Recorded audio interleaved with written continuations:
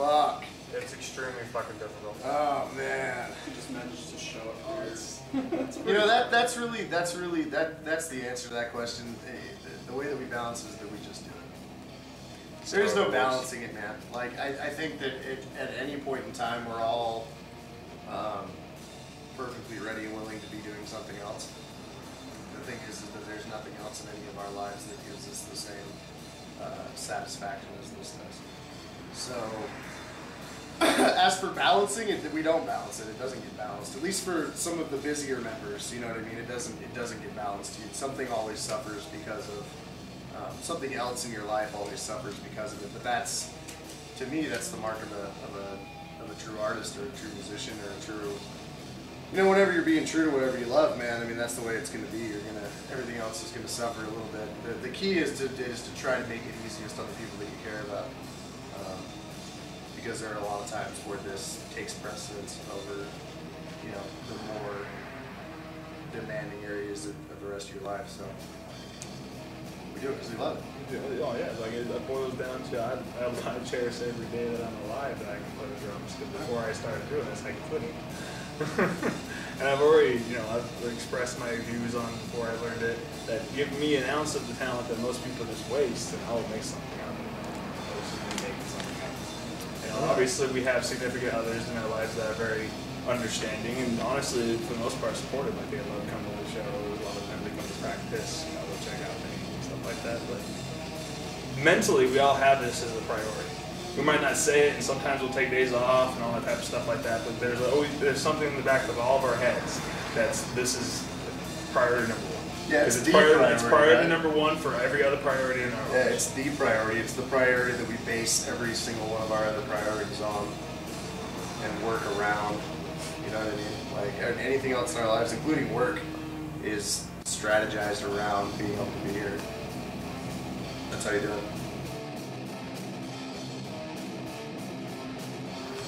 That's a good question. They all look at Ryan simultaneously. That's a good question. I heard it. I don't know. I wasn't in the band. I heard it actually after it was already kind of worked out between Ryan and Gage after like a couple of, you know, private sessions and stuff. So I heard it for the first time as they're just fucking jamming away on it. And I'm like, that's cool. Yeah, I don't know, man. Brick Breaker, to be quite honest, Brick Breaker was created on many different levels. I mean, the music was done by Gage and I, and it was the first song that we had figured out how to use harmony between two guitars, which is funny because we don't even technically have two guitars in the band anymore.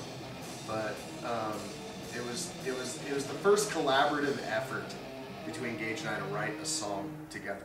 Instead of one of us coming to the table with something and the other one just kind of playing off of that, it was the first honest time that we both sat down and wanted to write something together.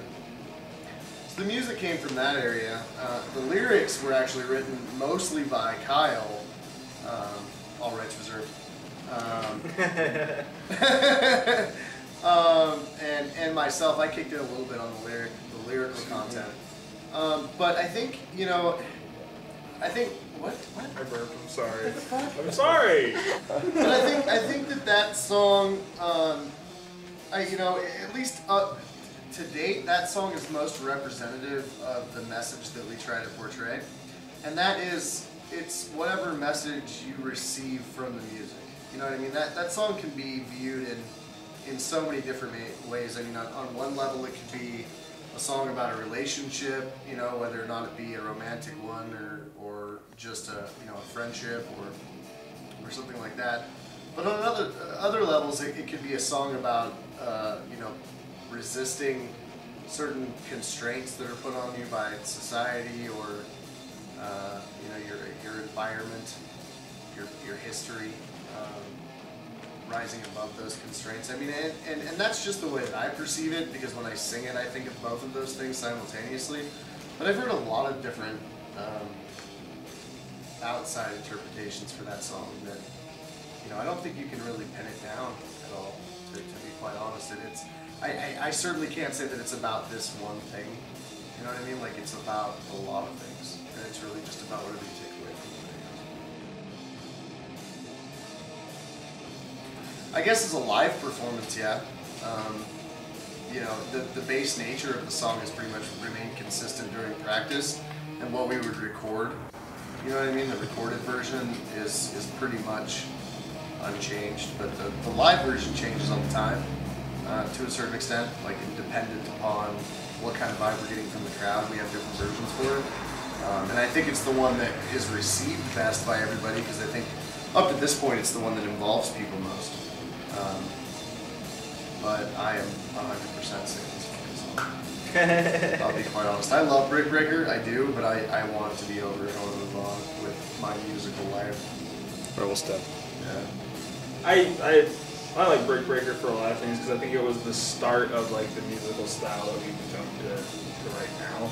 It was the beginning point of that. Because like, if you remember correctly, all you guys had to do was play the first few riffs from it, and people even were coming in, like Jason and Annie and all those guys were coming in like, what did you guys just play? Like, that was way fucking different from anything I heard you guys play. Like, and it was a turning point for us, I think. It was, you know, it was this sort of symbolic sort of passage from making music that wasn't really music to actually, you know, making something cohesive. And I think that's really what it was. Maybe even literally, it was a point in time. Because I'll be quite honest, when we started this fucking thing, none of us knew what we were doing. I mean, we'd all had different ideas, you know, and we'd all had different histories with the instruments and those sorts of things. I mean, I think Gage would be the most musically educated out of the band. Being very close to that. Yeah, I was mostly self-educated when it came to playing the guitar. I've always had a natural rhythm, so we all had these sort of natural, innate abilities, you know what I mean, or tendencies towards music. And when we first started playing together, a lot of that came out. You know what I mean? We had no idea exactly how to form songs or how to write lyrics or. Oh, we definitely played off each other. Like, remember, yeah, I was learning how to play the drums. I don't think I'd be anywhere near as good as a drum player without all of you guys. Yeah, no, yeah. And like, and it seems vice versa. Like, Chris, how creative are you now than you've ever been? Way more creative. You can come up with shit on the fly. As when you first started, you would refuse. It was just do something. Nope. Nothing you would ever do. Fucking Gage, you couldn't, like, dude, Gage would shred like nobody's business, but you could tell him to play fucking rhythm, standard rhythm, and he's like, I don't get it. Yeah, there was no real understand. songwriting ability there until Brick Breaker. Yeah. And once we hit Brick Breaker and we figured it out, writing songs became exponentially easier. And so I mean, we owe a lot to it.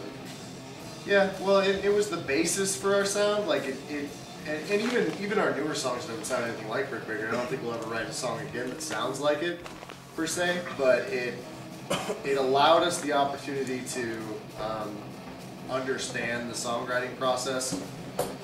Aside from the fact that it did create this foundation that we could build on. So for sure. Like when we first started, the first few songs that we were writing and stuff like that, people were interested, but you can kind of tell it was a little bit fake. Like maybe they were being nice, maybe they were just didn't know really what to listen for or hear for. They just thought it was music and it was good.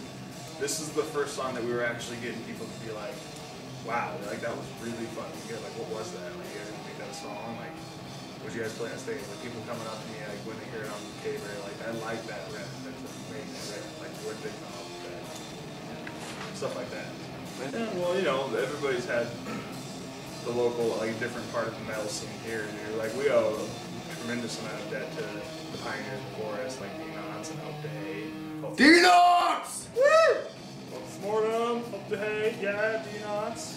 All those guys, like I remember going to, like Cryptobiotic was another one too. They're actually from Salt Lake, but I remember going to a lot of shows back in the day. Just, you know, most of them sucked. They really did. Most of the bands sucked, but like there was the few gems out there that still said that there was something here worthwhile. Like you could actually still do something here and not, you know, it might not necessarily be the greatest, but it's still worth something. Like, granted, I think if you move away, you have exponentially better times and better chances to become well known, become popular and stuff like that. And you can still create something good here too. So.